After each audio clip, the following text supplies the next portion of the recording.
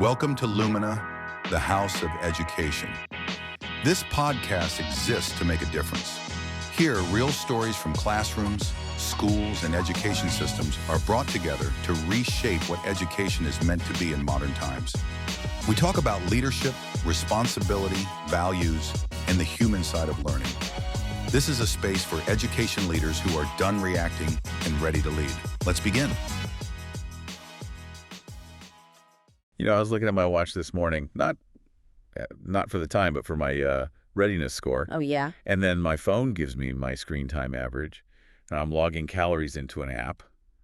I mean, it feels like we are in this age of hyper-visibility. We have data for everything. It's the Moneyball era of existence, right? Really. We've basically decided that if you can't measure something, it might as well not exist.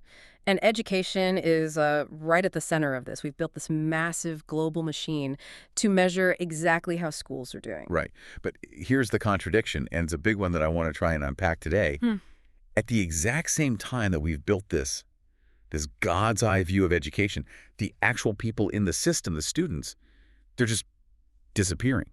We have this perfect map, but the territory itself is emptying out. That is a chilling thought. It really is. We're building these incredibly sophisticated, high-tech dashboards for what are becoming, in some cases, empty classrooms. They're optimizing the engine of a car that nobody is driving. Exactly. And that's what we're going to explore today. We're looking at two totally different realities. On one hand, we have the huge macro view, this massive global data initiative trying to turn education into a hard science. And on the other, we have the micro-reality, a report about an attendance crisis that shows schools are dealing with a breakdown of just basic human connection. So the real question for our discussion is, can these two worlds even talk to each other? Can better data actually solve a crisis of belonging?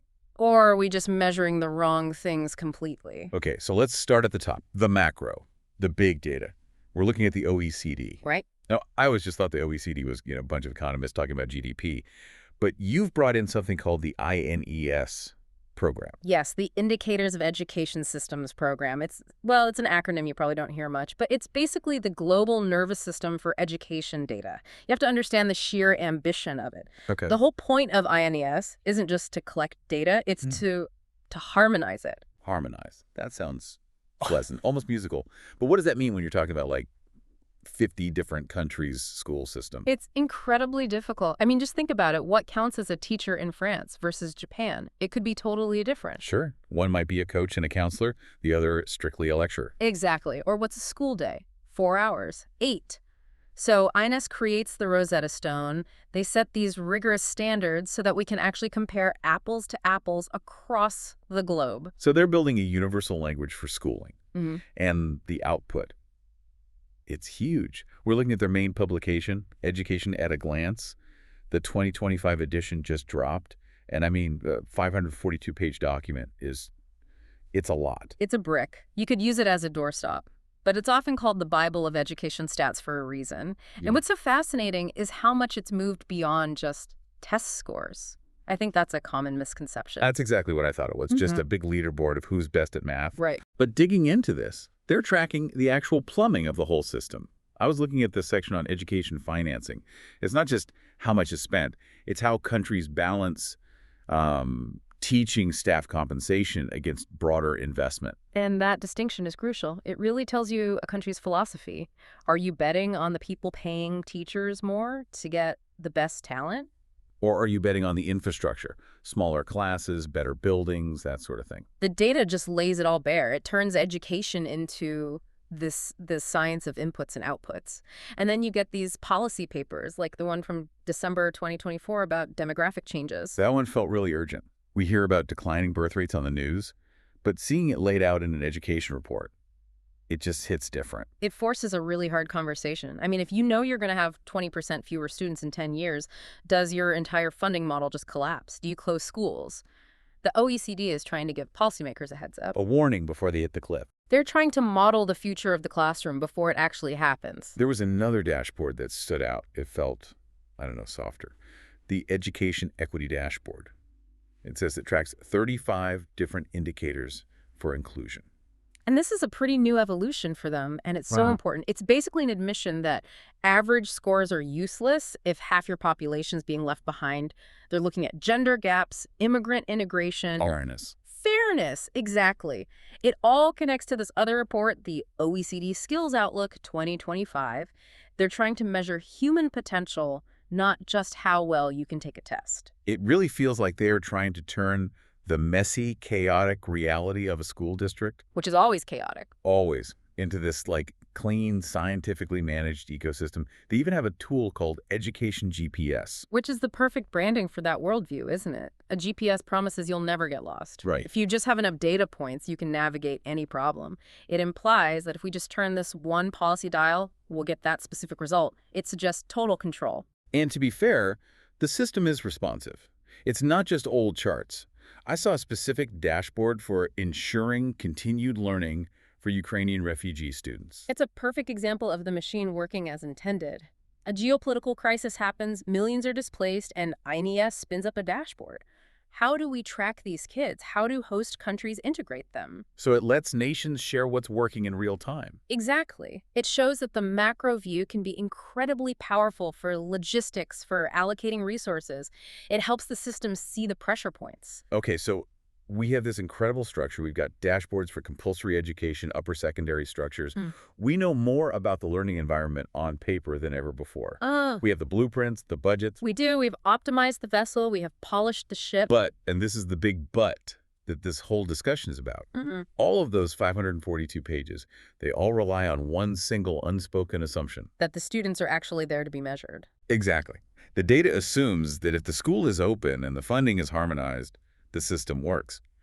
But if we turn to our second source, we see the foundation is just cracking wide open. This is where the satellite view fails us. The satellite can see the building. Yeah. It can't see the empty desk. And more importantly, it can't see why the desk is empty. So let's talk about this text. The attendance crisis schools don't know how to fix. It paints such a different picture from those clean OECD charts.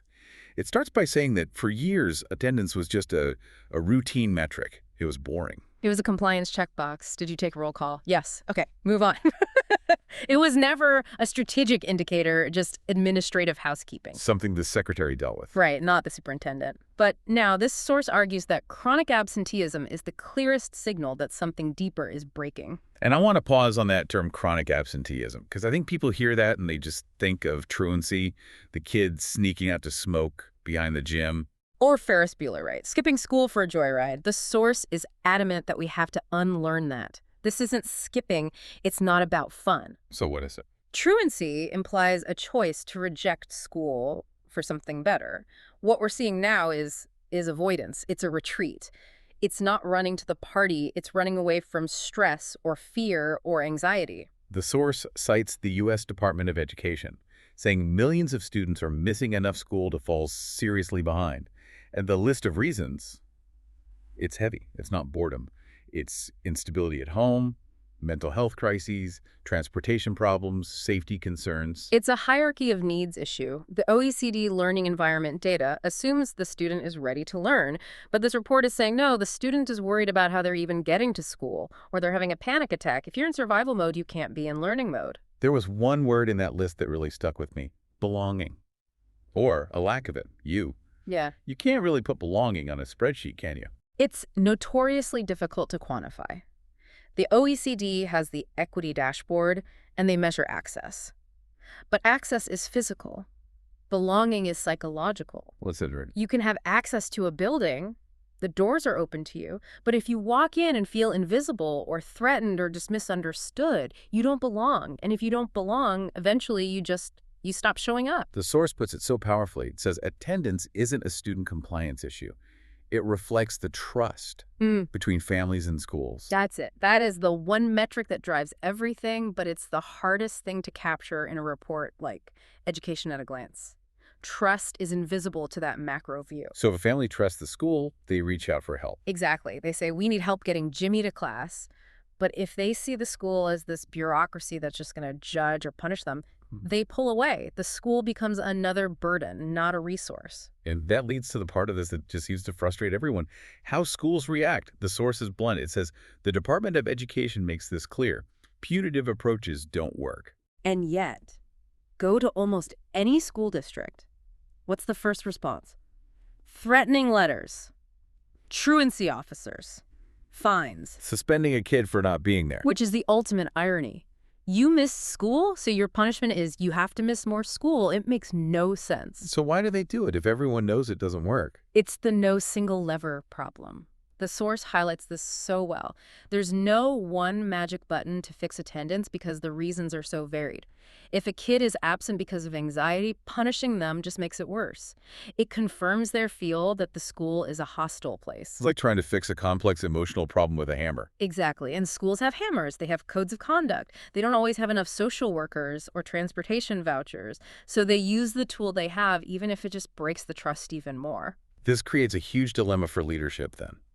The source calls this a leadership issue, and it forces this really uncomfortable philosophical question. What is a school actually responsible for? And this is the core tension of our whole discussion today. Is a school responsible for instruction alone, or is it responsible for connection? If you think about that with our OECD data, the INS program is fantastic at measuring instruction. PISA scores, graduation rates, adult skills, all outcomes of instruction. Right. The dashboard is built to optimize curriculum delivery. But this attendance report is just screaming, you can't teach students who aren't there. If you only focus on the instruction metrics, the stuff that looks good in the 542-page report, but you ignore connection, the whole thing just collapses. And it's not just a moral collapse, it's a financial one. The source notes that attendance directly impacts funding, staffing, and accountability.